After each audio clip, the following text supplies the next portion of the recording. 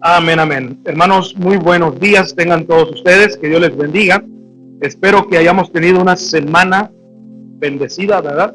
Y que Dios haya estado con nosotros en cada momento, en cada decisión y en cada cosa, ¿verdad? Que hemos pasado como pueblo, como sus hijos. Vamos a tomar nuestras Biblias con nuestra mano derecha, hermanos, y vamos a repetir nuestro pacto de compromiso con la palabra del Señor que dice: esta es mi Biblia. Soy todo lo que dice que soy. Tengo todo lo que dice que tengo y puedo hacer todo lo que dice que puedo hacer. Hoy recibiré la palabra de Dios. Confieso que mi mente está abierta y mi corazón está receptivo. Nunca más seré igual. Estoy a punto de recibir la incorruptible, indestructible, siempre viva semilla de la palabra de Dios. Nunca más seré igual. Nunca, nunca, nunca, nunca más seré igual en el nombre de Jesús. Amén. Padre Celestial, Dios de transformación y de gracia soberana, en el nombre de tu Hijo Jesucristo, el que convierte perseguido en predicadores, te damos gracias por reunirnos hoy como tu iglesia en este lugar, como tu iglesia redimida. Mientras abrimos tu palabra, Señor, en el libro de los Hechos, capítulo 9, que es el texto base, para contemplar cómo cambiaste radicalmente a Saulo de Tarso, de un fariseo orgulloso a un apóstol rendido, de ciego espiritual a lleno del Espíritu, te pedimos que tu Espíritu Santo prepare nuestros corazones para recibir esta verdad eterna. Quita de nosotros toda autosuficiencia, todo orgullo intelectual, toda tibieza, y haz que veamos que solo en ti hay un nuevo trono, una nueva iluminación, un nuevo empoderamiento, un nuevo aliento y un nuevo empleo. Que esta enseñanza nos transforme, Señor, para que salgamos no como éramos, sino como nuevas criaturas en Cristo. Todo para tu gloria y el avance de tu reino. Habla, Señor, que tu iglesia escucha. En el nombre de Jesús oramos estas cosas y te damos gracias. Amén y amén, Señor. Amén. Siéntense, hermanos, por favor, y que el Señor les bendiga en esta hermosa mañana. El título de este mensaje, hermanos, como lo tienen aquí ustedes en la pantalla y también en las hojitas que les están repartiendo, el título, hermanos, es ¿Cómo Jesús cambia a las personas? ¿Cómo Jesús cambia a las personas? Y el ejemplo más claro que tenemos en la Biblia de una conversión muy genuina, de una conversión muy dramática, de una conversión muy drástica, pero también de una conversión, hermanos, que podemos ver verdaderamente transformadora por el poder del Espíritu Santo, es de un hombre llamado Saulo de Tarso, después llamado Pablo. Y podemos ver, hermanos, en el texto bíblico principal, por favor, vamos a darle siguiente ahí. En el texto bíblico principal, hermanos, podemos ver en Hechos capítulo 9, versículo 18, si me dieron todos a leerlo, dice: y luego le cayeron de los ojos como escamas, y recobró la vista, y se levantó, y fue bautizado. Hermanos, a manera de introducción, déjenme decirles, hermanos, que la historia de la conversión del apóstol Pablo y de cómo el Señor Jesucristo lo cambió es una de los testimonios más poderosos que el cristianismo tiene y registramos en la Biblia. Por eso el título, ¿Cómo Jesús cambia a las personas? Alguien ha dicho muy bien que la naturaleza nos forma, el pecado nos deforma, las escuelas nos informan, las prisiones nos reforman, pero solamente Jesús nos transforma. Solamente Él es el único que puede transformar a la vida de las personas. Estamos hablando de cómo Jesús transforma a las personas. Ahora, si su nombre y mi nombre están registrados en la iglesia, pero no hemos sido transformados, tengo noticias para usted y para mí: no vamos a ir al cielo. La Biblia dice, de modo que si alguno está en Cristo, creo que lo tienen ustedes ahí, ¿verdad? En sus hojitas. A ver, vamos a darle siguiente, por favor. De modo que si alguno está en Cristo, no está ahí. Nueva criatura es. Las cosas viejas pasaron, he aquí, todas son hechas nuevas. Yo siempre les digo a las personas, si tu religión no ha cambiado tu vida, la que sea, mejor cambia de religión, porque hará lo malo, hará al malo bueno, y al bueno solo lo hará mejor, pero no tendrá transformación. Lo diré una vez más. Si tu religión no ha cambiado tu vida, mejor cambia de religión, porque va a ser, al que es malo lo va a hacer bueno, Y aquí es bueno solamente lo hará mejor, pero sin transformación. Todos los que se encuentran con el Señor Jesús somos cambiados. Radical, dramática, eterna, visible, espiritual y emocionalmente. Y no estoy hablando solo del cambio que viene cuando mejoramos, porque hoy en día parece que en las redes sociales, en la televisión y en todos los lugares queremos hacer a la persona una mejor persona. Queremos hacer mejores cosas, queremos tener mejores estilos de vida, queremos tener un mejor matrimonio, queremos tener mejores cosas en la vida, pero no estoy hablando de un cambio intrínseco. No estoy hablando de un cambio de esa manera. No estamos hablando de un renacuajo que se convierte en una rana. Porque naturalmente una persona, cuando tiene disciplina, se va a convertir en eso que se está comprometiendo. Cuando una persona entra a una universidad, se va a convertir en un arquitecto porque en 4 o 5 años terminó su carrera. No estoy hablando de un cambio natural, que una persona naturalmente hablando puede hacer con esfuerzo propio, un renacuajo en una rana. Estamos hablando de una rana que se convierte en un príncipe por el beso de la gracia. ¿Cuántos dicen amén? Porque eso no sucede nunca. Solamente la gracia lo puede hacer. Solamente. Y hablamos de un milagro, un cambio que es sobrenatural, que es radical. No hablamos de unirte a una iglesia e intentar hacerte mejor. Hablamos de algo que nace del corazón de la persona, pero que también es sobrenatural. Porque ese tipo de cambio solamente lo hace Jesucristo. Ahora, el cambio que vamos a estudiar en este día, en este pasaje de la Biblia, era un joven fariseo que era orgulloso. Incluso antes de encontrarse con el Señor Jesucristo, él era religioso y era apasionado, como los hay hoy en día en nuestra ciudad. Era un gigante intelectual, era un ambicioso y era su meta principal, la meta principal de este joven, era destruir el cristianismo. Esa era la meta principal. Quería sacar el cristianismo de la tierra, de la raíz y de toda rama.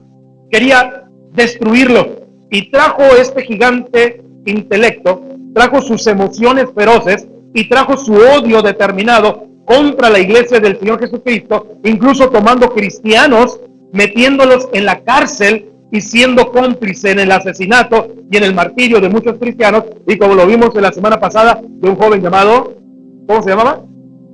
Esteban. Ahora, dice la Biblia que Pablo, siendo Saulo de Tarso, antes de su conversión, iba camino a Damasco para hacer exactamente lo anterior. Era mediodía y ahí una luz le apareció que hizo que la luz del sol del mediodía lo resplandeciera tan inmensamente como el rayo del sol. Era el mismo Señor Jesucristo quien habló a este hombre.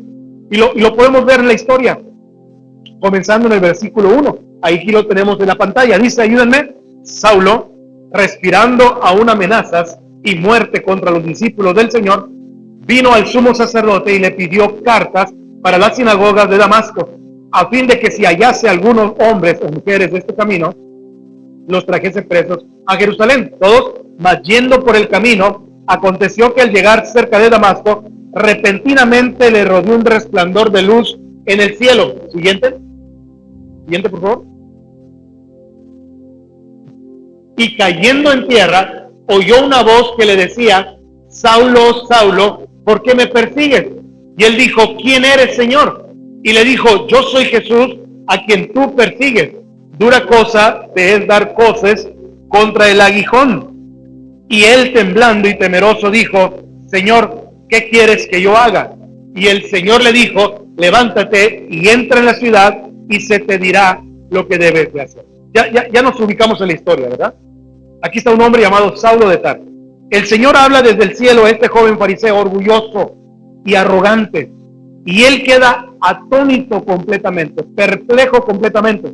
No sabe quién o qué está pasando. Y el Señor le hace a Saulo una pregunta tan importante. Y le dice el texto, dice, Saulo, Saulo, ¿por qué me persigues? Hechos capítulo 9, versículo 4. Ustedes lo tienen ahí, creo, ¿verdad? Hechos capítulo 9, versículo 4. No lo tienen. Pero ahí lo acabamos de leer hace unos momentos. Esta pregunta allí, en los versículos 4 y 5, ¿por qué me persigues? Puedo imaginar a Saulo diciendo: quien quiera que seas, Señor, no te estoy persiguiendo. ¿Estoy persiguiendo a quién? A la iglesia. Estoy persiguiendo a los cristianos. No te persigo a ti, estoy persiguiendo a los cristianos. Y bueno, por supuesto ustedes y yo sabemos la lección justo ahí. Y la lección es que perseguir a la iglesia es perseguir ¿a quién? A Cristo. ¿Por qué? ¿Por qué si perseguimos a la iglesia perseguimos a Cristo? Porque Él es la cabeza y nosotros somos el cuerpo. Ahora, necesitamos entender esto, hermano. Y todos necesitamos entender esto. Que cuando el cuerpo sufre, la cabeza que también sufre. Y cuando la iglesia sufre, también Jesús sufre. Persiguen a Jesús. Y podría decir correspondientemente, como la noche sigue al día, si descuidan a la iglesia, si ustedes descuidan a la iglesia, están descuidando a quién en automático. A Jesús. A Cristo. ¿Ven cómo es una correlación? Cuando nosotros no atendemos a la iglesia, cuando nosotros no amamos a la iglesia, cuando menospreciamos a la iglesia, inclusive el propio cuerpo también, entonces nosotros despreciamos a Jesús. Si amamos a la iglesia, si honramos a Jesús, porque la iglesia es el cuerpo comprado con la sangre del Señor Jesucristo, no podemos honrar a la cabeza y deshonrar al cuerpo, necesitamos honrarlo íntegramente. Por eso Jesús dice: Saulo, ¿por qué me persigues? ¿Por qué me persigues?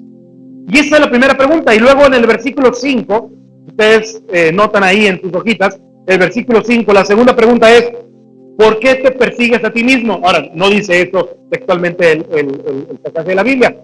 Pero ¿cómo dice el versículo 5? A ver si lo tenemos por ahí nosotros. Dice: yo soy Jesús a quien tú ¿qué? Persigues. Dura cosa te es dar cosas contra el aguijón. Ahora, ¿qué significa esto? Bueno, está hablando aquí de algo muy común en ese día. En ese día, el medio de transporte y el medio de llevar cosas y el medio que utilizaban los agricultores, como también lo usan el día de hoy muchos de la mayoría de nuestros agricultores, ellos utilizaban bueyes y el buey estaba sujeto a un carro por medio de algo que se llama yugo. Entonces, estaba sujeto, estaba amarrado, estaba tensado a un yugo, y a veces ese yugo sería un poco obtuso y recalcitrante y no haría lo que se suponía que tenía que hacer el yugo.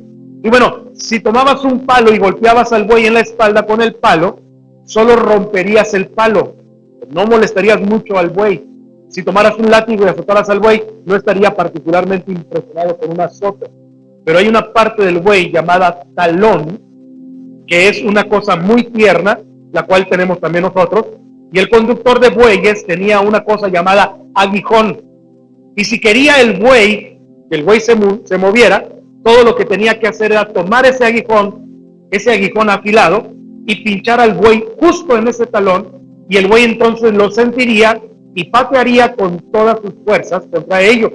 Ahora, esto es lo que está hablando el Señor Jesús aquí. A Pablo le está diciendo: tú le estás dando golpes a un aguijón.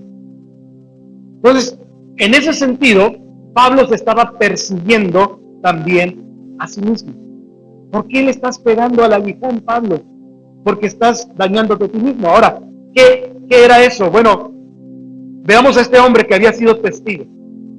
Pablo en el capítulo anterior había participado en un capítulo que ya vimos, con el martirio del primer mártir cristiano cuyo nombre fue Esteban. Y cuando Esteban fue apedreado, dice que Saulo estaba ahí sonriendo, sosteniendo las prendas de aquellos que estaban asesinando a Esteban. Y la Biblia dice que antes de que Esteban muriera, dice que Esteban se arrodilló y oró y dijo: Señor Jesús, recibe mi espíritu. Y Señor Jesús, no les tomes en cuenta, ¿qué cosa? Este pecado. Y la Biblia dice que el rostro de Esteban brillaba como ángel. ¿Se acuerdan que lo vimos la semana pasada? Hechos 6:15. Ahora, ¿pueden imaginar lo que Saulo debió haber pensado sobre esto? Quiero decir, puedo imaginar que cuando trataba de dormir Pablo por la noche, veía ese rostro de ángel que tenía sangre, veía las piedras, sentía todo esto, oía la oración de este hombre resonando en sus oídos: Señor Jesús, no les tomes en cuenta este pecado. Y la muerte de Esteban no fue un desperdicio, fue lo que trajo a Saulo a la presencia de Cristo para que él se pudiera convertir. Estoy seguro, bajo una convicción profunda, que la muerte de Esteban sirvió de testimonio para que Saulo pudiera encontrar el camino hacia Jesús. A menudo hemos dicho que la sangre de los mártires es la semilla de la iglesia, porque anteriormente, ¿verdad?, la iglesia se ha estado construyendo por mártires que han sufrido por la fe del evangelio de Cristo. Conocemos y sabemos por medio de la historia de tantas personas que dieron su vida por no negar el nombre de Cristo. Niega a Cristo y vivirás. Pues no lo voy a negar, porque para mí el vivir es Cristo y el morir es ganancia. Y entonces mataban a todos estos cristianos. En el fondo de todo esto es cuando un hombre que está sin Cristo, persiguiendo a la iglesia, actúa como el apóstol Pablo. Pero Dios, dice la Biblia más adelante, que entonces le iba a mostrar lo que iba a suceder con él. Jesús hizo una pregunta y luego Pablo hizo una pregunta también. Pablo dice, ¿quién eres, Señor? Y luego dice, Señor, ¿qué quieres que yo haga? Más adelante dice, ¿qué quieres que yo haga? Pasó el resto de su vida, Pablo, aprendiendo la respuesta a estas dos preguntas. ¿Quién era Jesús? ¿Y qué quieres que yo haga? Toda su vida como apóstol, toda su vida como cristiano, toda su vida como misionero, aprendió la respuesta a estas dos preguntas. ¿Quién era el Señor Jesús? ¿Y qué quieres que yo haga? Y estas dos preguntas son las que también nosotros debemos hacer todos los días constantemente. ¿Qué quieres? ¿Quién eres tú, Señor? ¿Y qué quieres que yo haga? Jesús le dice, ve a tal ciudad y quédate allí, la última parte del versículo. Dice, te voy a enviar un mensajero y voy a decirte exactamente qué es lo que quieres hacer. Y el mensajero vino, un hombre cuyo nombre era Ananías. Y en realidad, en ese episodio encontramos 5 cosas que rápidamente vamos a estudiar el día de hoy, que son las que yo llamo 5 marcas del creyente y del verdadero creyente en Cristo Jesús. Usted anote esas marcas y vea si usted tiene esas marcas. Y quiero que se midan contra esas 5 marcas y vean si las 5 cosas que fueron verdaderas en el apóstol Pablo son verdaderas también sobre ustedes. Y si han llegado a ser una nueva creación como lo fue Pablo, entonces también nosotros podemos tener estas 5 marcas del creyente. Número 1, vamos por allá por favor, anótelo aquí.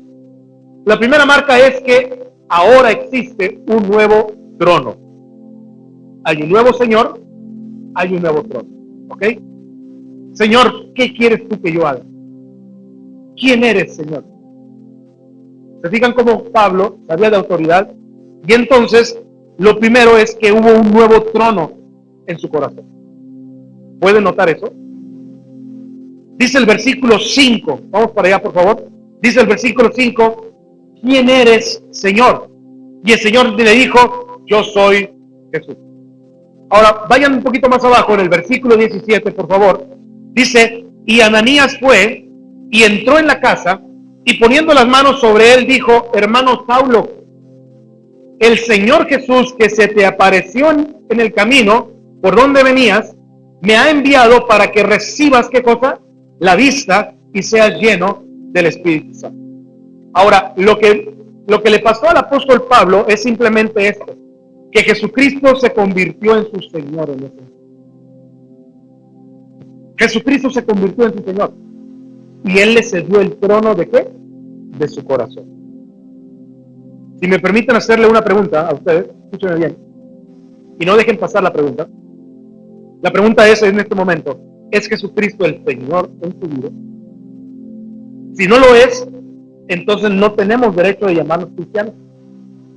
Es mi deber informarles que necesitamos ser salvos. Y Jesucristo nos dice que la respuesta a la primera pregunta es, ¿quién es el Señor Jesús? Él es nuestro Señor. Y Él desea vivir en el trono de nuestro corazón. Hoy en día mucha gente tiene religión en su mente, tiene una religión en su cuerpo que practican muchas cosas, se laceran, se golpean, etc. Tiene una religión intelectual o tiene una religión emocional, pero no tiene una religión de corazón. Y el Señor lo demandaba desde el principio, decía, este pueblo de labios me honra, pero ¿qué dice? Pero su corazón está lejos de mí. ¿Y le estaba diciendo a quién? ¿A los extraños? No, le estaba diciendo a los propios. Este pueblo que tengo enfrente de mí de labios me honra, pero su corazón está lejos de mí. Entonces, tantas veces que oímos a la gente hablar de recibir al Señor Jesucristo como Salvador, ahora Jesús es el Salvador, por supuesto, pero la Biblia no usa la terminología recibir a Jesucristo como Salvador. Esto no lo dice jamás la Biblia. La Biblia dice que debemos de recibir al Señor Jesucristo. Él es el Salvador, pero también es el Señor. Y de hecho, se llama Salvador 24 veces en el Nuevo Testamento. Y se le llama Señor, ¿cuántas veces? 433 veces se le llama Señor. Por eso es mi deber informarles que si no es nuestro Señor, no va a ser nuestro Salvador. Vean lo que dice en Romanos capítulo 10, versículo 9.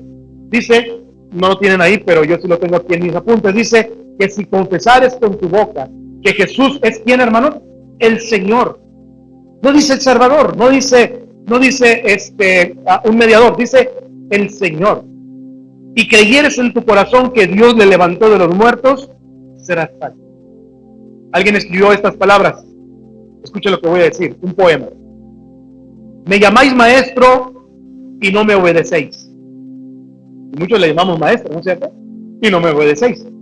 Me llamáis luz y no me veis. La luz está allá y tú estás por otra parte. Me llamáis camino y no me seguís. Me llamáis vida y no me deseáis. Me llamáis sabio y no me seguís. Me llamáis hermoso y no me amáis. Me llamáis rico y no me pedís. Me llamáis eterno y no me buscáis. Me llamáis gracioso y no confías en mí. Gracioso es en la parte de la gracia, ¿no? Me llamáis noble y no me servís. Me llamáis poderoso y no me honráis. Me llamáis justo y no me teméis. Si os condeno, no me culpéis, porque no hiciste todo lo que yo. ¿Me explico lo que estoy tratando de decir? Él es el Señor. Y cuando el apóstol Pablo entró y se encontró a Jesús camino a Damasco, hubo un nuevo trono. Jesucristo era su Señor. Ahora, eso no significa que seamos perfectos cuando lo hacemos Señor. No significa que no vayamos a pecar. No significa que no vayamos a crecer y desarrollarnos en la vida por nosotros mismos. Pero la salvación no es una línea de cafetería donde decimos, tendré un poco de Salvador hoy, pero no de señorío, no le ponga señorío. Gracias, por favor, no le ponga tanto señorío. De hecho, oigo a la gente decir, ahora que he recibido a Jesús como Salvador, ¿te gustaría hacerlo tu Señor? Y no, Él es nuestro Señor y confiamos en Él como nuestro Señor. Así que en la primera característica de un cristiano, y Pablo en su genuina conversión nos enseña que hubo un trono nuevo. Él servía antes a Satanás, al sistema judío, a sus propios intereses, y ahora él cambia de Señor y ahora él lo pone en el trono de su corazón. Número 2, vamos por allá, por favor. También hubo, aparte de un nuevo trono, hubo una nueva iluminación. Pongo la palabra iluminación. Una nueva iluminación. Claro que fue iluminado, por supuesto, ¿verdad? Pero no fue iluminado nada más físicamente, que lo rodeó un resplandor y lo hizo caer del caballo donde estaba montado. No solamente hubo un trono, también hubo una nueva iluminación. Vean lo que dice, por favor, versículos 17 y 18. Dice, y Ananías fue y entró en la casa y poniendo las manos sobre él dijo, hermano Saulo, el Señor Jesús que se te apareció en el camino por donde venías, me ha enviado para que recibas la vista y seas lleno del Espíritu Santo. Y luego le cayeron de los ojos como escamas y recobró la vista y se levantó. ¿Y qué hizo? Y fue bautizado. Se fijan que hubo una nueva iluminación. El Señor lo dejó ciego en el camino mientras iba a Damasco. Físicamente lo dejó ciego. El Señor lo dejó ciego como una lección objetiva para mostrarle la mayor oscuridad espiritual en la que él había estado desde su mente y en su corazón. Aquí había un hombre, un gran hombre intelectual. Tenía el equivalente de un triple doctorado hoy en día. Era prolífico en muchos idiomas. Estudiado a los pies de un hombre llamado Gamaliel, que fue un sabio en el pueblo de Israel, y era un estudiante de la Biblia del Antiguo Testamento, y aún así, hermanos, él estaba ciego. ¿Cuántas personas tenemos hoy en día y conocemos hoy en día que conocen intelectualmente la Biblia, la palabra de Dios, que a ellos tenemos que llegar con el Evangelio de Cristo para que Él los ilumine y que entonces reciba la vista, porque Él estaba ciego y Jesús le dijo en Juan, a ver si está por ahí con ustedes, Juan 3:3, sí, ayúdame a leerlo, dice, de cierto te digo, que el que no naciere de nuevo no puede ver el reino de Dios. ¿Se fijan? No puede ver, porque el hombre está ciego en su condición espiritual. Esto se lo dijo Jesús ¿a quién?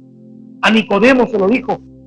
Le dice Nicodemo, ¿me preguntas cómo puede un hombre nacer de nuevo? Eres tú un fariseo, eres tú un doctor de la ley, eres tú un maestro de la ley, eres alguien con quien te juntas y te rodeas de personas que estudian la ley todos los días y les dictan a la gente qué hacer espiritualmente hablando, y me preguntas qué debo de hacer para nacer de nuevo. Y Jesús le responde de esta manera, el que no naciere de nuevo no puede ver el reino de los cielos, el reino de Dios, diciendo que estaba ciego espiritualmente. Ahora, Saulo estaba ciego físicamente, pero su ceguera física era ilustrativa de su mayor ceguera, que la mayor ceguera era ¿qué? Espiritual. Ahora, Pablo, después de encontrarse con el Señor Jesús, tomó él mismo el Antiguo Testamento, y escúcheme bien, con cuidado, tomó el mismo Antiguo Testamento que había estado estudiando por años, y por años, bajo el mejor de los maestros de la Escritura en ese día.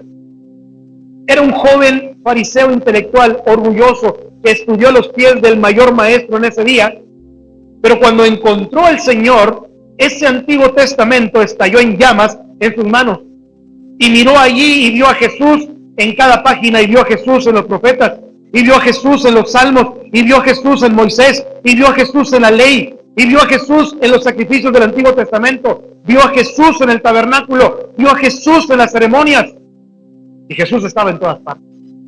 Era como cuando, por ejemplo, Felipe le instruyó al eunuco etíope y le dice, estoy leyendo esta porción de la Biblia, ¿de quién habla esta porción? ¿De quién está hablando este personaje? ¿De él mismo o de algún otro? No entendía, porque estaba ciego espiritual. El apóstol Pablo tomó su Antiguo Testamento después de nacer de nuevo. Fue a Arabia con el Antiguo Testamento en su mochila, y cuando salió de ahí, salió de ese lugar con Romanos y Efesios, primera y segunda de Tesalonicenses en su corazón, porque Dios le había dado una nueva visión. Y quiero que noten esto, hermano.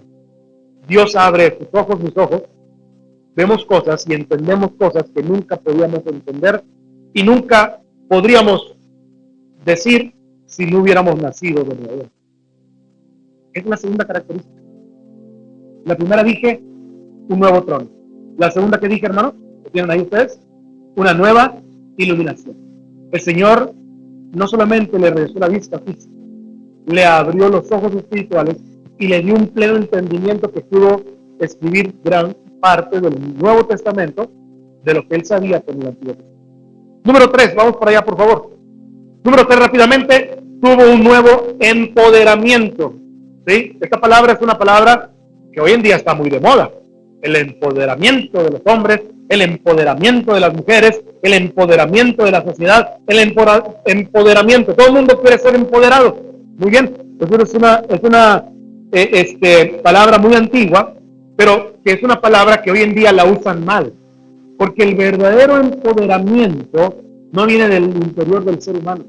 El verdadero empoderamiento, como lo dice mucha gente de afuera, viene de un poder superior, y ese poder superior solamente lo puede dar Cristo Jesús, nuestro Señor y Salvador. Aquí hay una tercera cosa nueva que Pablo tenía. Hablamos del trono, hablamos de la iluminación, pero también tenía un nuevo empoderamiento. Vean el versículo 17, por favor, vamos para allá. Versículo 17. Dice, Jesús se te apareció en el camino por donde venías, me ha enviado para que recibas la vista y seas lleno de ¿qué? ¿Dónde está el empoderamiento ahí, hermanos? ¿Cuándo qué? Cuando recibió al Espíritu Santo. Recibió la vista, qué bueno, pero recibió un nuevo empoderamiento, y el empoderamiento viene del ser de ser llenos del Espíritu. Ese es el verdadero empoderamiento en este mundo. Porque cuando viene un trono y una iluminación, necesita haber un empoderamiento para vivir la vida cristiana. Usted ya tiene un trono, lo estableció, Cristo está dentro del trono ahí. Usted ya tiene una nueva iluminación, ya entiende las cosas de una manera distinta, Dios le da una nueva revelación y entiende usted las cosas que antes no entendía y que le daban miedo, ahora las entiende y las confía en Cristo Jesús. Pues ahora necesita ese poder. Y el Evangelio lo está diciendo así: recibiréis poder cuando haya venido sobre vosotros, ¿qué cosa? El Espíritu Santo. Cuando el Señor Jesucristo nos salva, no solo nos da la verdad y dice, vive de acuerdo a ella. Eso es muy fácil. Él entra en nosotros para energizarnos por el Espíritu Santo de Dios. Y ese es el secreto de la vida cristiana. Si nosotros somos solamente cristianos nominales, no tenemos el poder del Espíritu Santo. Pero si somos cristianos, que estamos completamente viviendo una vida llena del Espíritu Santo, entonces tenemos el poder para eso. Es vivir la vida en poder, en unción del Espíritu Santo. Esa es la diferencia con las otras religiones, que nada más son intelectuales, superficiales y son místicas, pero no tienen una relación con el Espíritu Santo como se supone que nosotros deberíamos de tener. Esa es la diferencia. Cuando le digo a ustedes, ¿cuál es la diferencia entre una religión y la tuya? Deja tú la doctrina, deja tú la interpretación, deja tú que nosotros creemos y ustedes no creemos. Dejen ustedes eso, no. Eso es secundario.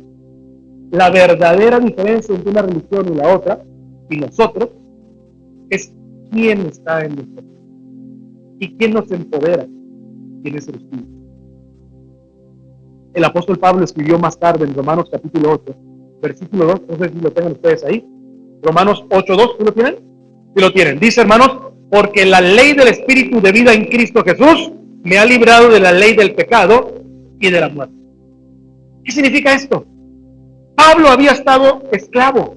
Él sabía que era esclavo porque el Antiguo Testamento decía que todo el que practicaba el pecado estaba muerto y por la ley, la persona que no cumplía la ley estaba en esclavitud. Entonces, estaba esclavo al legalismo y estaba en esclavitud ¿con quién? Con el pecado. Y fue el Espíritu Santo quien trajo una nueva ley a su vida y una nueva libertad. Por eso dice Romanos capítulo 8, versículo 2, la ley del Espíritu de vida en Cristo Jesús me ha libertado. ¿Se fijan cuál es la ley que lo ha libertado? La del Espíritu. La ley del Espíritu. ¿Ya recibiste el Espíritu Santo? No va a decir católico, ¿qué significa esto? No va a decir testigo de Jehová, ni siquiera creo en el Espíritu Santo. Los mormones, no, ni siquiera le damos importancia al Espíritu Santo. Cualquier religión que me pongan, si no le dan importancia al Espíritu, la ley del Espíritu no los va a hacer libres del pecado. Necesitas tener la ley del Espíritu. Oye, pero leo la Biblia, leo el Corán, leo el Tamajal, leo un montón de cosas aquí para que me pueda a mí ilustrar y yo vivo, soy bueno, soy lo que sea. Está bien que seas bueno. Ese es el resultado de tu religión, que al malo lo convierte bueno y al bueno lo hace mejor. Pero se hace una cosa, solamente el Espíritu Santo da una vida transformada verdaderamente desde el interior del ser humano. Transformado, únicamente. ¿Y sabes una cosa? La ley del Espíritu de vida en Cristo Jesús me ha libertado. Tengo otro versículo para ustedes. Segunda de Corintios, capítulo 3, versículo 17. ¿Sí lo tienen ahí, verdad? Dice, ayúdenme a leerlo. Y el Señor es el Espíritu. Y donde está el Espíritu del Señor, allí hay libertad. Aquí está otro versículo para los testigos de Jehová. Y el Señor es el Espíritu. Espíritu con E mayúscula. Cuando la Biblia habla del Espíritu con E mayúscula, cuando habla en mayúscula está hablando del Espíritu Santo. No el Espíritu cuando es con E minúscula, el Espíritu del ser humano. No, es el Espíritu. Y el Señor, ¿quién es el Señor? Jesucristo. Y el Señor es el Espíritu. Cuando los testigos digan que no es cierto que existen tres personas en una, que no es cierto de la Trinidad y todo lo demás, enséñele aparte de Romanos 9:5, enséñele aparte este versículo también. Y el Señor es el Espíritu, y donde está el Espíritu del Señor, ahí hay libertad. El cristianismo es una vida cambiada, eso es lo que estoy hablando hoy en día, pero es una vida cambiada porque es una vida intercambiada. aquí está más profundo esto que estoy hablando. ¿Por qué? Porque no solamente Dios nos da un cambio de vida, sino que nos hace un intercambio. Y vean lo que dice Gálatas capítulo 2. A ver, vamos para allá, por favor. Gálatas capítulo 2. Aquí está el intercambio. Dice, con Cristo estoy juntamente crucificado, y ya no vivo yo, mas vive Cristo en mí. Ahí está el intercambio. Y lo que ahora vivo en la carne, lo vivo en la fe del Hijo de Dios, el cual me amó y se entregó a sí mismo por mí. Cuando les pregunte la siguiente vez, ¿qué diferencia hay entre tu religión y la mía? Es una persona. Es una persona. Cristo ahí no solamente ha cambiado, ha intercambiado su vida por la mía. Ya no vivo yo, no vive Cristo en mí. Si tu religión, que dices que tienes una religión, te hace a ti una persona de esta manera, o no te hace de esa manera, pon entonces un signo de interrogación, porque solamente lo puede hacer una persona. La iglesia no toma el lugar por ti, ninguna imagen toma el lugar por ti, no hay nada en este mundo que tome el lugar por ti, solamente Cristo Jesús. Y no es en sentido figurado, porque mucha gente puede decir, es que esto es en sentido figurado. No, esto sucedió en mi vida espiritual. Somos espíritu, alma y cuerpo. Y lo que sucede en el espíritu transforma también todo el ser integralmente. Por eso Pablo decía que todo vuestro ser, y aclara, espíritu, alma y cuerpo, sean irreprensibles hasta la venida del Señor Jesucristo. Manténganse irreprensibles. Entonces dice aquí, con Cristo estoy juntamente crucificado y ya no vivo yo. Y ahí está el intercambio, mas vive Cristo en mí. Entonces, el cristianismo no solamente es una vida cambiada. Cualquiera les puede decir, mi religión también me cambia. Mi religión también me enseña a vivir una vida mucho mejor. Y nos hemos tragado el cuento de decir que inclusive hay gente mundana que es mucho mejor que gente cristiana. Entonces esa gente cristiana no es cristiana en el sentido estricto de la palabra. Porque la transformación en Cristo debe de hacernos, no mejores, sobrenaturalmente diferentes. Y dice que el intercambio no es un cambio solamente, es un intercambio. Y lo que ahora vivo en la carne, lo vivo en la fe del Hijo de Dios, el cual me amó y se entregó a sí mismo por mí. Hay un intercambio. Yo estaba listo en la cruz para ser muerto por mis pecados, juzgado por mis pecados. Y lo que Cristo hizo fue intercambió una vida por la otra. Yo estoy juntamente con Él. Él se crucifica, Él está conmigo, Él recibe todo el castigo, por mí se hizo pecado, y ahora esa es la razón por la cual también dijo más tarde, en Filipenses capítulo 4, versículo 13, todo lo puedo en Cristo, que dice, que me fortalece. ¿Por qué todo lo puedo en Cristo? ¿Por mí mismo? No, por el empoderamiento que tengo yo en Cristo. Porque todo lo puedo en Cristo que me fortalece. Porque Cristo Jesús me ha dado ese nuevo empoderamiento. Entonces en la vida del apóstol Pablo hubo un nuevo empoderamiento. Quiero decirles esto como un testimonio personal. Como la mayoría de ustedes, yo fui salvo, pero yo fui salvo de niño. No sé cuántos de ustedes fueron salvos de niños también. Dice, fui salvo de niño, no sé quién más de ustedes fue salvo de niño, de niña, gracias, de niño. Fui salvo como un niño, y como todo niño, somos sinceros. Di mi corazón a Jesús, Él entró en mí. 30 y 10 años después, ¿no? 30 y 10 años después, Jesucristo ha sido y es ahora siempre una realidad en mi vida, viva, radiante, poderosa, que no lo puedo explicar. Y no hay manera bajo el cielo azul de que yo había podido haber servido a Jesucristo por tantos años sin que el Espíritu Santo estuviera en mi corazón. Hay mucha gente que sirve a Cristo, sirve a Dios, que cree servir a la causa de Dios sin el Espíritu Santo. Y eso no se puede hacer. Porque necesitamos el empoderamiento de su Espíritu para poder no solamente resistir al enemigo, sino también para hacerlo verdaderamente. Ahora, es una cosa que el Espíritu Santo entre en usted y sea residente, pero nunca conocerá ese poder y ese gozo hasta que Él sea el que preside en su corazón y usted sea lleno del Espíritu de Dios. Necesitamos, hermanos, esa llenura del Espíritu. Hay un canto en inglés que está muy difícil de traducirlo al español, creo que hay un himno por ahí, pero no lo encontré, que el canto dice: haz tu voluntad, Señor, haz tu voluntad.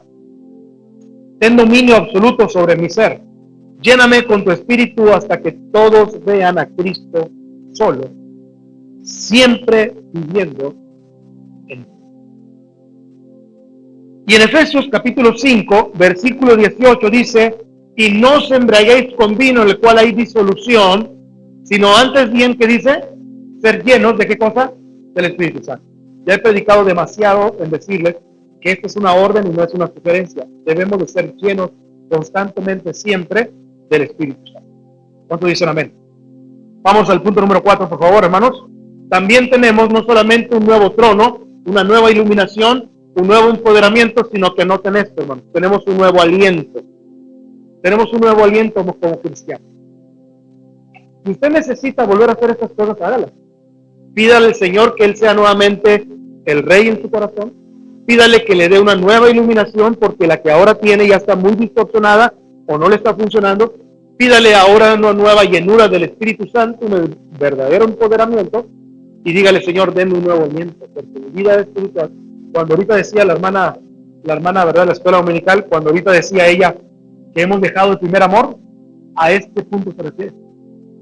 Que hemos dejado ese aliento que nos impulsaba al principio en predicar y conocer y testificar de Jesucristo.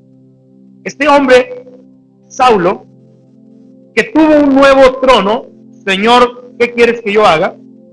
Este hombre que tuvo una nueva iluminación, las escamas le cayeron de sus ojos, dice la Biblia, y vio cosas que nunca había visto antes. Este hombre que tuvo un nuevo empoderamiento, ahora también tiene un nuevo aliento. Y miren de nuevo el versículo 17. Vamos para allá, por favor. Dice: y Ananías fue y entró en la casa. Ahora vamos a ver el versículo. ¿Sí? Dice que Ananías, ¿dónde está por aquí? A ver, ¿dónde está? ¿No está aquí? No está aquí. Bueno, ustedes lo tienen en sus hojitas. Que Ananías, el versículo 17, entró en la casa y poniendo las manos sobre él, le dijo, ¿sí? Ahora tienen que entender quién es que está diciendo esto y qué es lo que está diciendo. Porque este hombre llamado Pablo estaba respirando amenazas y muerte, según Hechos capítulo 9, versículo 1, que leímos ahorita en la introducción del mensaje.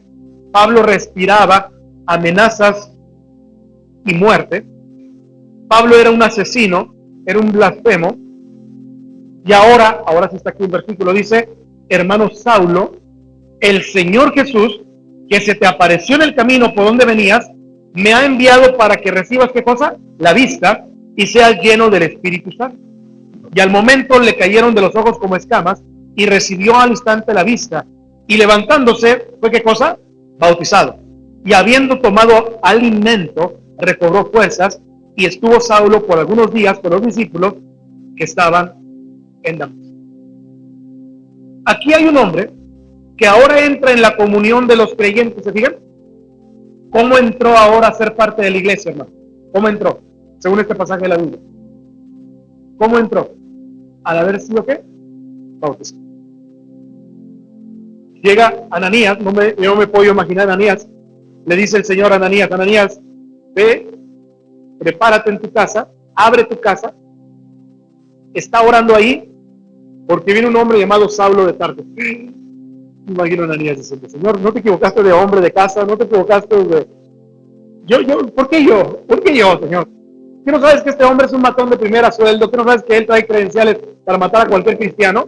¿Qué no sabes que este hombre es así? Le digo: ve porque instrumento no es necesario. Ve a tu casa rápidamente, lo saca de la iglesia y va a su casa. Y a Pablo le muestra y le dice: ve a una calle que se llama Derecha, y ahí está un hombre, encontrarás a un hombre postrado, orando y clamando a mí.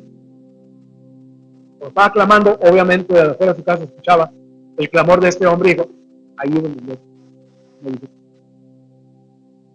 Y entonces pasa todo esto.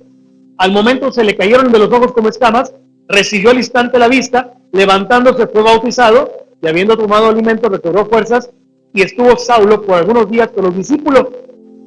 Tampoco me puedo imaginar a Ananías llegando a la casa de los discípulos y al lugar de reunión diciendo, hermanos, les traigo un nuevo integrante de la iglesia. Así como no, hermano, pásenle, Dios le bendiga, tome asiento ahí, por favor. Y díganos su nombre, por favor, hermano, para que no sea la primera ni la última vez que nos acompañe. Claro que sí, mi nombre es Saulo y vengo de Tarso. Y todo el mundo me imagino, ¿verdad? Pero ¿quién nos has traído, Ananías? ¿Que no sabes que este hombre? Y repite la historia otra vez. Pablo fue y entra en la comunión de los creyentes. Es bautizado como un creyente, bautizado en una iglesia del Nuevo Testamento. Y ahora le llaman hermano. Está con sus hermanos, recibiendo fuerza. Está recibiendo aliento de esa iglesia, ahí en Damasco. Y todo hijo de Dios comprado con la sangre necesita la iglesia del Señor Jesucristo.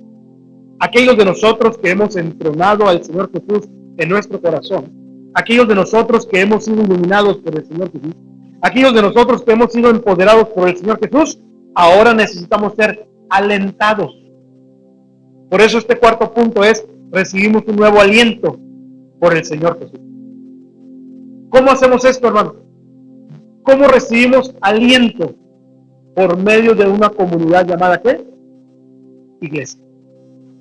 Por eso los hermanitos que faltan aquí ahora, los que les hemos hablado de Cristo y que ya recibieron a Cristo en su corazón, necesitan esa comunión de Dios. Y necesitamos ir por ellos, hablarles por teléfono. ¿Qué pasa? ¿Por qué no has venido? ¿Qué pasa? ¿Por qué no te has congregado? ¿Cómo hace esto a través de la iglesia? La Biblia nunca enseña un cristianismo de llanero solitario, ¿verdad? ¿Se acuerdan de esa serie famosa, no? Inmediatamente Dios, el Espíritu Santo, vio que este hombre estaba con hermanos y hermanas en Cristo y Ananías podía poner sus manos sobre este hombre y decir, mi hermano Saulo, con mucho miedo, ¿verdad? Pero mi hermano Saulo, ¿sí? Porque no sabía si a lo mejor era o no era, ¿no? Y la Biblia nunca enseña un cristianismo de llanero solitario. La Biblia dice en el libro de los Hebreos que no debemos dejar de congregar. ¿Sí o no? Dice, no hay que dejar de congregarnos como algunos tienen por costumbre, sino exhortándonos y tanto más cuando veis que aquel día, ¿qué cosa? Se acerca. Hoy en día podemos ver que ese día se acerca, hermano. Estamos en estos días finales. Estamos en estos días finales. Los días se van a poner oscuros. Y más oscuros. Y más oscuros. Y les voy a decir una cosa, hermanos. México, con todo lo que está pasando, y las leyes que están levantándose en los congresos, estamos en lo más oscuro de la noche. Porque estamos, hermanos, verdaderamente en estos días oscuros. Y como cristianos, vamos a tener que acercarnos más, y más, y más, y alentarnos los unos a los otros. No quiero decir esto con una mentalidad de fortaleza, no quiero decir esto con una mentalidad de pesimista, pero hermanos, ustedes necesitan a los hermanos. Yo los necesito a ustedes y ustedes me necesitan a mí. En un sentido bíblico, espiritual, cristiano. Y nos necesitamos unos a otros. Y cuando vienen a la casa de Dios a adorar el día del Señor, y el martes por la noche, estamos diciendo dos cosas como creyentes. Estamos diciendo a todos, los presentes, que Dios es importante para mí, pero ustedes también son importantes. Ustedes son importantes para mí, para mi familia. Me importan y por eso estoy aquí, asociándome con ustedes. He tenido la costumbre de ir varias veces a California. Y hace varios años que fui a California, en Estados Unidos, hay un lugar donde hay muchos árboles gigantescos. ¿Sí? Y hay un árbol especialmente, déjame ver si lo tengo aquí, hay un árbol especialmente que ese se caracteriza, aquí está, se caracteriza este árbol por ser el árbol más grande de todo el mundo. De hecho tiene nombre, se llama el General Sherman y es una secuoya, así se llama ese tipo de árbol. Este árbol tiene una característica muy grande. La altura de este árbol es de 83.8 metros, más o menos como un edificio de 27 pisos de altura. Grandísimo. Tiene un diámetro en la base de 11 metros. O sea, si ustedes lo quieren abrazar a ese árbol, como mucha gente va y quiere abrazar ese árbol, no van a poder hacerlo. Tenemos que es una cadenota humana grandota de 11 metros de diámetro. Tiene un volumen de madera de 1.487 metros cuadrados. ¿Y saben cuántos años tiene estimadamente estos árboles, o este árbol? Tiene una edad estimada entre 2.200 y 2.700 años este árbol. Ustedes pueden decir, es un gigante viviente y crece y sigue creciendo lentamente cada año este árbol en Estados Unidos. No entré al lugar donde está este árbol, lo vi de lejos, había un montón de gente cuando pasé por ahí. Me hubiera gustado haber estado ahí, pero en realidad no pude yo, ¿verdad? Estar ahí. Pero si ustedes van algún día a California y tienen la experiencia de conocerlo, vayan y vean a este árbol, que es el coronel Cherny. Ustedes pensarían que este árbol tendría una raíz que iría al centro de la tierra para arraigarse y que en 2.700 años nada lo hubiera podido devastar. Porque ustedes saben que California, especialmente California, es un lugar muy inseguro para los bosques. Pudo haberse incendiado, los vientos, etcétera, un montón de cosas. Y ustedes y yo, igual que yo, pensaríamos que tendría que ir hasta el centro de la tierra, sus raíces, para agarrarse al centro de la tierra y que nadie lo pueda destruir. ¿Saben ustedes que esto no es así? Aprendí en el tour que había ahí que las raíces de este árbol y de varios árboles que están ahí alrededor, las raíces están justo en la superficie. O sea, no son raíces profundas. ¿Y cómo se mantiene por tanto tiempo y cómo se ha mantenido 2.200 de 2.700 años vivo y creciendo todavía? Bueno, porque crecen agarrados de otros árboles. Crecen sus raíces entrelazadas con otros árboles. Y eso es lo que les da la fuerza. Y eso es exactamente lo que nosotros como cristianos somos y deberíamos de ser. Ustedes deben sostenerme y yo debo de sostenerlo. Y ustedes deben de alentarse unos a otros. Yo debo de alentar. Porque somos como estos árboles. Pero más, somos una familia. Y estamos juntos. Y las raíces de estos árboles y las raíces de nosotros deben estar tan entrelazadas que no haya cosa que nos pueda a nosotros derrotar. Esta es la mejor ilustración que tengo para esto. Ahora, cambia por favor ahí está. La Biblia dice que Pablo fue bautizado en el versículo 18, nos dijo eso, que era parte de la iglesia del Señor Jesucristo, y la única institución que Jesús fundó es la iglesia del Señor. Y si pertenecen a cualquier otra iglesia y quitan su amor, servicio, finanzas y compromiso con la iglesia local, en mi apreciación, podemos estar pecando contra Dios Todopoderoso, porque Jesús fundó su iglesia, por más pequeñita que sea localmente hablando. Recuerdo que fui director de una radio cristiana en Chihuahua, y cuando íbamos a visitar a las iglesias para recaudar fondos, nosotros lo que hacíamos era, les dejamos un sobrecito, una canasta ahí, y les decíamos, pongan una ofrenda al sostenimiento de la radio cristiana. Y mucha gente se nos acercaba, el dueño y director de la radio, era otro pastor que ya falleció, pastor Abel Gómez.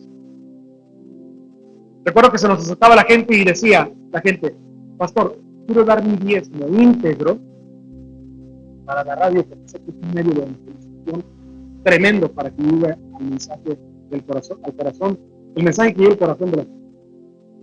Y el pastor Abel, me acuerdo muy bien que él decía, pero su diezmo no lo tiene que dar en su iglesia local. No, es que en la iglesia ahí no lo aprecian, o en la iglesia no hacen bien uso de él, en la iglesia el tesorero no hace esto y todo lo demás. Como no me gusta que lo haga y que sí lo haga o que no lo haga así, mejor prefiero dar mi diezmo íntegro a la radio. Y el pastor decía, no puedo permitir eso, porque usted no puede despreciar su iglesia local. Yo estoy convencido de que la radio necesita su apoyo, pero no necesita su diezmo. Usted tiene que ser fiel y leal a su iglesia donde usted está recibiendo el alimento. Si no, entonces cambie su iglesia y vaya a otra, pero sea fiel donde usted está recibiendo el alimento espiritual, porque no podemos permitir que podamos menospreciar a la iglesia local de Cristo. Dios no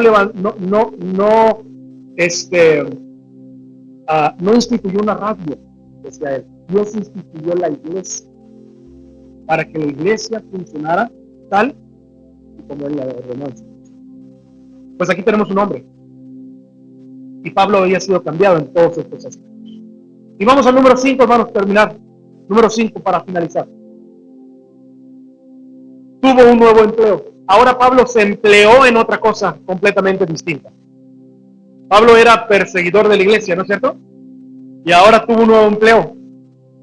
Ahora él era un perseguido, pero era un alcanzador de almas. Pablo alcanzaba almas para Cristo. Vean lo que dice el versículo 20 y versículo 21. Dice, y enseguida predicaba a Cristo en las sinagogas diciendo que este era el Hijo de Dios. ¿Se fijan? Pablo, de unos días, ser perseguidor de la iglesia, el Señor tiene un encuentro con él, suceden todas estas cosas que estoy hablando, y ahora tiene un nuevo empleo. ¿Cuándo se ocupó Pablo de predicar de Cristo? ¿Cuando estudió? ¿Cuando fue al seminario? ¿Cuando se preparó? ¿Cuando se le quitó el miedo? ¿Cuando se le quitó la pena? No. Dice el Evangelio, enseguida predicaba. Enseguida. Diciendo que este era el Hijo. ¿Y dónde predicaba? En las sinagogas. Él iba y se metía a la boca del león. Él iba y se metía exactamente donde estaban las personas que como él estaban ciegas espiritualmente. Ahora, eso es algo. Ahora, esperen un minuto. No había ido al seminario todavía, nadie lo había discipulado, no sabía nada sobre eso, pero dice que fue digno. Déjenme hacerles una pregunta. Cuando encendemos una vela, ¿cuándo comienza a dar luz? ¿Cuando está quemada la mitad? No. Inmediatamente empieza a dar luz. Cuando se enciende. ¿Cuándo testificamos del Señor Jesucristo? Cuando nos salvamos. Cuando se salvan ustedes. Ustedes dicen, bueno, no sé cómo, pero si han sido salvos, pueden contar lo que les pasó y pueden comenzar a compartir. Y quiero decirles que un cristiano es un testimonio ardiente como esa vela, llena de testimonios de Cristo. Recuerdo que hace algunos años atrás fui invitado a una iglesia a predicar precisamente una campaña de evangelismo.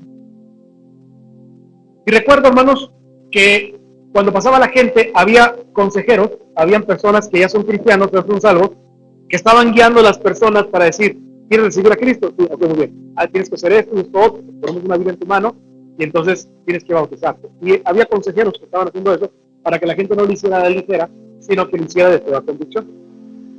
Y había unos consejeros ahí que eran especialmente para niños. Y recuerdo, yo estaba ahí en el altar, ahí en el lugar. Recuerdo que se acerca una niña, uno de los consejeros, y el consejero empieza a hacerle preguntas a esta niña, que la niña empieza como a dudar, a trastabillar, y entonces el consejero le dice, mira hija, le dice, ¿por qué no nos esperamos a que tú tengas más madurez, a que tú puedas recibir a Cristo en tu corazón con plena conciencia y que puedas ser bautizada con plena conciencia en tu mente de que lo que estás haciendo es de puta petición? La niña literalmente lo escuchó. La niña literalmente dijo, es que yo ya soy salva, ya estoy yo bautizada. Lo que realmente me preocupa, y estoy aquí enfrente, es para poder hermano, por mi mamá y por mi papá, que ellos todavía no son salvados. Y tengo eso en mi corazón. El otro hermano se volteó y dijo, esto es una verdadera cristiana, porque sabe perfectamente bien cuál es la urgencia, ¿verdad?, espiritual en su vida. Así que, hermanos, lo primero que pasa es cuando somos salvos, queremos salvar también a nuestra familia. Eso es lo primero que queremos hacer. ¿Y qué pasa? Se nos baja después la intensidad. Queremos que al principio todo el mundo sea salvo. Recuerdo a Miguelito cuando él recibió a Cristo en su corazón. Su maestra, queríamos que le testificáramos de Cristo y fuimos y habló de Cristo. Recuerdo que otros vecinitos, papá, que mis amiguitos sean salvos, mis hermanos sean salvos, que mi tía sea salva. Entonces, nosotros estamos acá, mi papá, le decía a mi papá, que tu prima, que tu hermana, que todos los demás sean salvos. Y mi papá en ese tiempo empezó a acelerarle y empezó a hablar de Cristo a sus hermanos también. ¿Qué pasa? Se nos baja la intensidad de predicar de Cristo. Y Miguelito era ese motor y se nos baja esa intensidad. Y que necesitamos volver otra vez a tener este mismo deseo. Y enseguida predicaba a Cristo en las sinagogas diciendo que este era el Hijo de Dios. Ahora, no todos podemos hacerlo de la misma manera, yo lo sé. No podemos predicar desde un púlpito siempre, o tal vez nunca lo vamos a hacer. No podemos ser los predicadores, pero todos podemos ser ganadores de almas, de alguna manera, de alguna forma.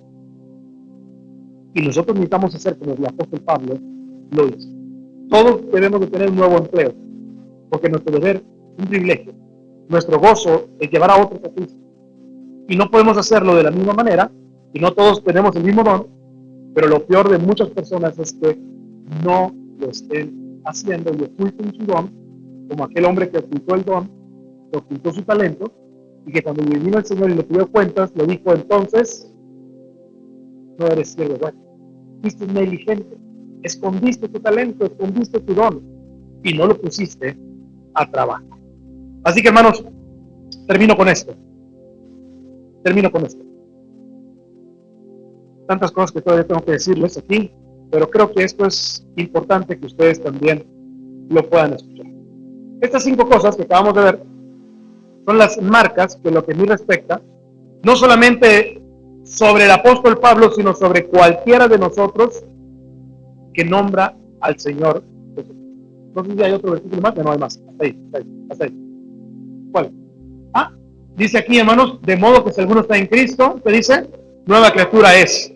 Las cosas viejas pasaron, he aquí todas son hechas nuevas. ¿Por qué puse este versículo? Lo puse por 3 razones principales. El que está en Cristo Jesús, número 1, es una nueva criatura. La predicación debe ser, las cosas viejas pasaron, y nuestro mensaje para el mundo es, he aquí todas son hechas. Nosotros somos ese testimonio viviente, el evangelio viviente de Cristo. Muchas personas, antes de leer la Biblia, nos van a leer a nosotros para ver si lo que decimos está congruente con el evangelio de la palabra. Después leerá la Biblia, después tendrá una Biblia, después tendrán acceso a ella. Pero la Biblia primaria somos nosotros. Por eso es que dice aquí, de modo que si alguno está en Cristo, es una nueva cosa. Las cosas viejas pasaron. He aquí todas son hechas completamente. Incline su rostro, por favor, y vamos a orar. Vamos a elevar una oración al Señor. Toda cabeza inclinada, todo rojo, ojos cerrados. Nuestro Padre Celestial, Dios que cambia corazones de piedra en corazones de carne. En el nombre de Jesucristo, el Señor que nos hace nuevas criaturas,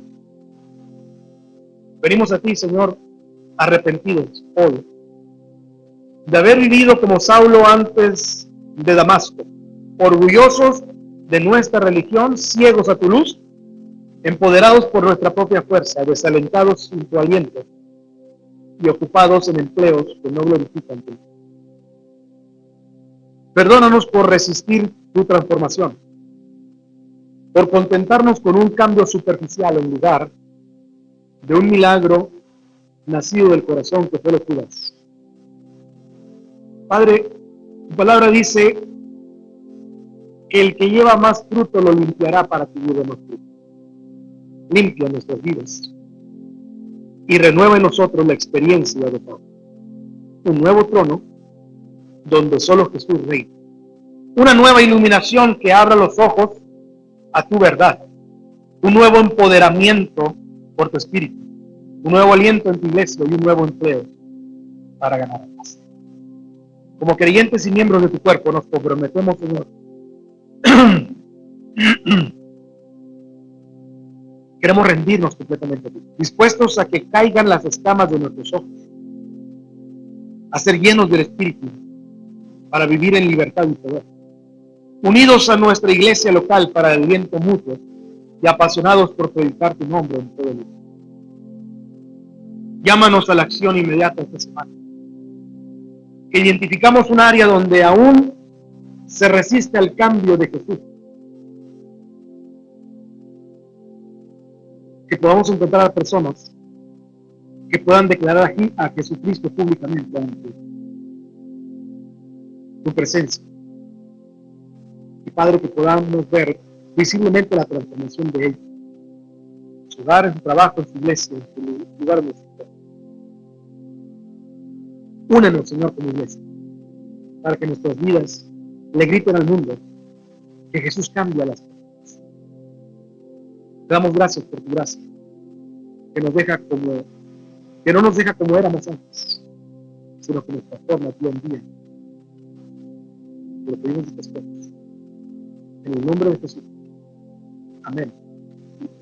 Y amén. Hermanos, esta semana levantémonos y actuemos. Busquemos a alguien esta misma semana para hablarles de Cristo.